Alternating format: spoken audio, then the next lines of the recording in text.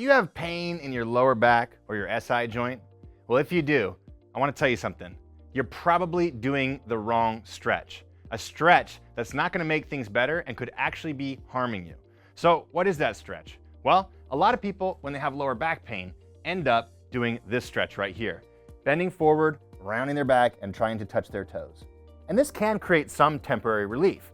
And here's the reason why. When we bend forward and go to touch our toes, our spine elongates, creating space in between the vertebrae and not pinching the nerves anymore, which can alleviate that lower back pain, but just for a period of time. The only downside is, once we do this, and then we come back up, it's only a matter of time before those discs start to compress on each other, causing more back pain. So I recommend don't do the forward toe touch if you have lower back pain, because it's probably only giving you temporary relief, and at worst, it could actually be hurting you even more.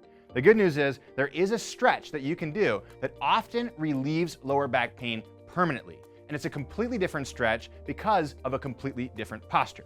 You see, most of us sit a lot. And when we sit a lot, we shorten the muscles not on the back sides of the legs, which is what the toe touch stretches, but on the front sides of the legs and the hips because of this seated posture.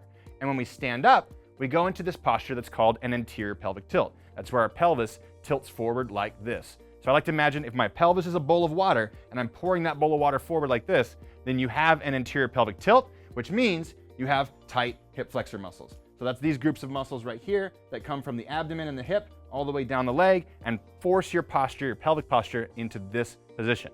So if we want to relieve lower back pain, we've got to stretch these muscles and reset the posture back to its good position.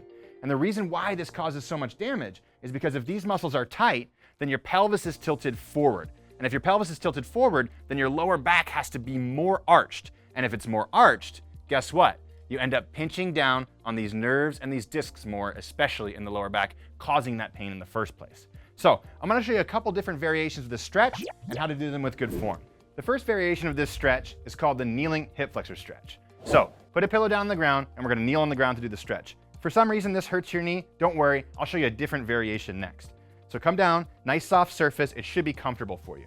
From there, bring your other foot forward, turn your pelvis straight forward. This is really important. A lot of people, as they do this stretch, start to open their pelvis like this, which is gonna make it less of a hip flexor stretch and potentially even cause your lower back to arch more. Second, tilt your tailbone down like this by squeezing your glute muscles.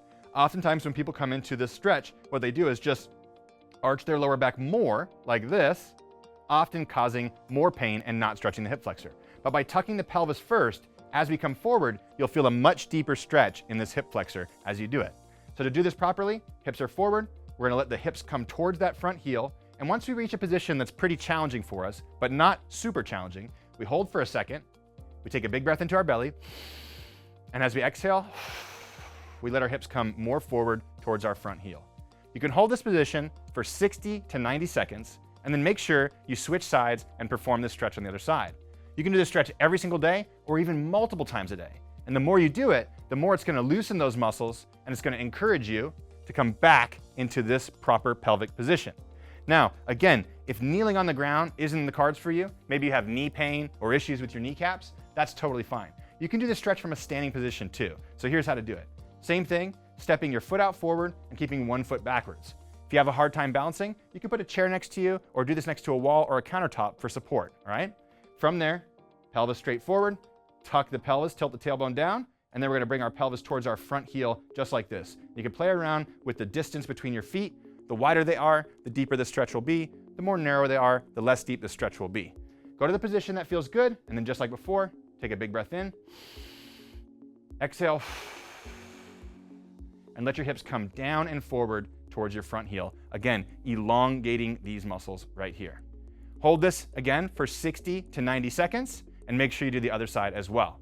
Once you do this, stand up and take a feel of what your pelvis feels like. It shouldn't feel so caught up and compacted like this anymore. Your hips should feel looser, and naturally you'll notice that your pelvis starts to tuck just a little bit more.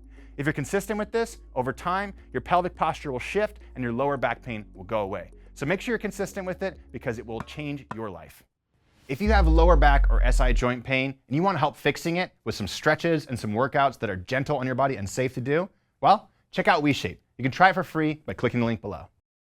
Otherwise, another thing you should do for back pain is strengthen your core. And if you want some amazing beginner moves to do that, Watch this video right here.